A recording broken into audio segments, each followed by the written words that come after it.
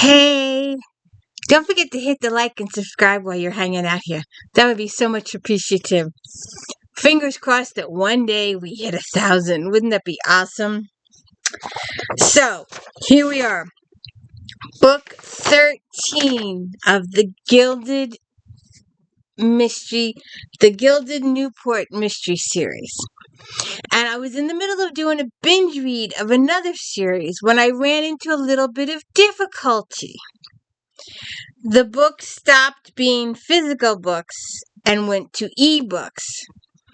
And my library none of the libraries that I belong to, and I belong to several different library groups, none of them had the ebook at all.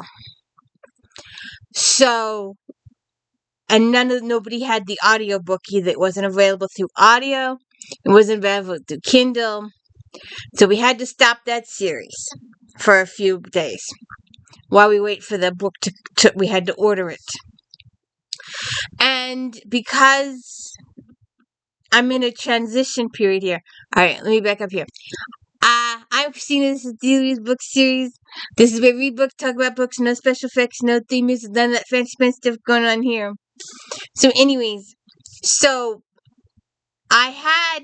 because I was so headspace for that book, for that series, and I want to start a new series, but I'm not going to start the new series when my head's still filled with that.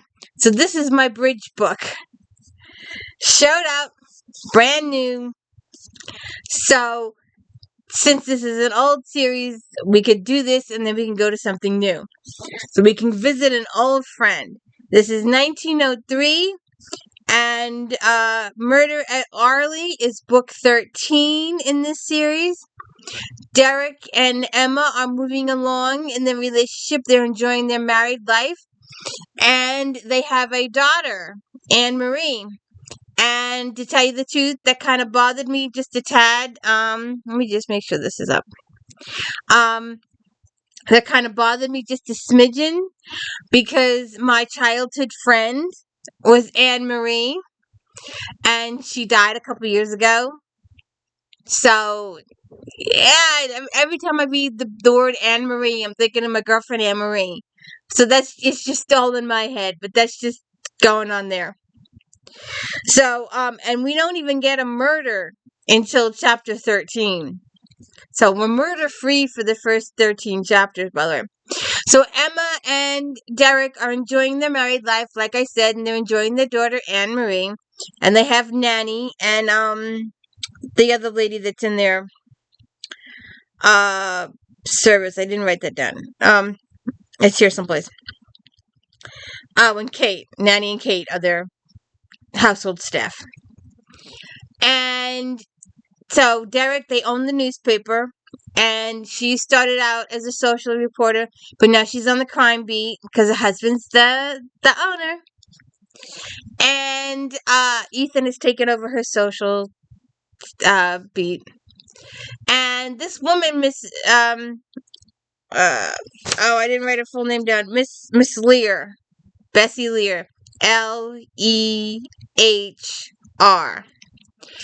calls Emma because of Emma's experience in detectiving. She's not really acquainted with Emma personally, but she's heard about her. So this woman, Bessie, comes to her and says, I think my husband is trying to kill me.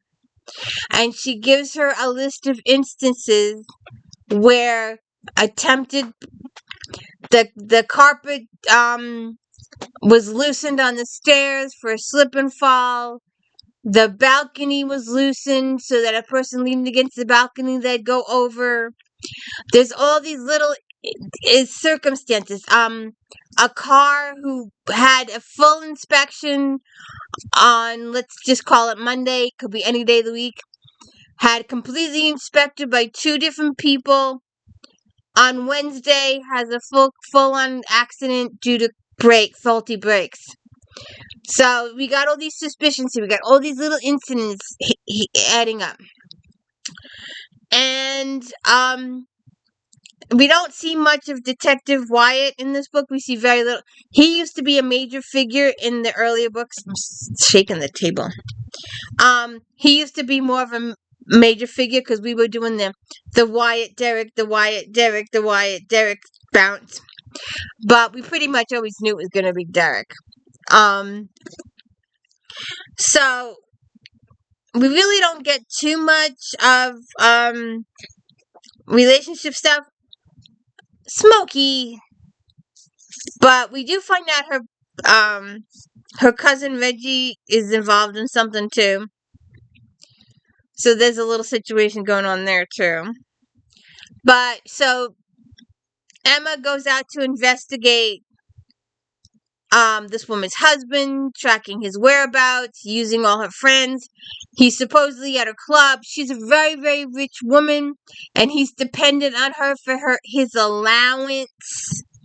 And they have no children. Well, she has a child from the first marriage. But he has none. And he's depending on her for his allowance, and he's doing all this men stuff. And he keeps having his hand out because he wants more. She's not giving him enough. And she believes that he wants her deceased because of her money so he can inherit. I think her son will inherit first, but he may, if he kills her early enough, then he could become guardian, I guess. Although, supposedly the kid lives with her mother, so maybe her mother could contest it that way, something like that. I don't know. We don't get into that too much. We do quite a bit of investigating. Like I said, for the first 13 chapters of the book, it's just her investigating the husband, searching around all the different friends, all the different clubs he goes to, all that kind of stuff. Then we have our first murder. The maid, the lady's maid. And the lady's maid had been called into question in the previous chapters because she had a questionable past. Someone needed a job. She needed a job, and she blackmailed somebody else to get her the job, and no one else just checked her references. They just assumed that all this stuff was correct. What are you playing with over there? So anyways, so that was called into question in the first couple of chapters, but now she's deceased, so now they're really looking into the past and see what happened here. And then Emma's starting to think, well, maybe Bessie wasn't the target. Maybe it was the lady's maid, because the lady's maid was with her during all of these circumstances. And then we have a second murder, and things start to heat up. And some people start to threaten Emma. And she gets a couple of in-your-face threats from these nobility types. And then we get a third murder. And then Bessie's mom shows up. And that woman annoyed the life out of me. She came in with her hoity-toity attitude. Now, Emma's got Vanderbilts for relatives. She's not she's a distant, but she's got these people that she's connected to, and they know her, and they would accept her into her house. She wouldn't be invited to these social functions. She would be included. She's on the outskirts, but she's still on the upper edge of society. And she even married someone a little higher in her station of her station, but she was high. So he may have been a Vanderbilt equivalent situation. And Bessie's mom comes in and makes Emma feel like she's a servant or a normal person like us who's infringed herself on Bessie.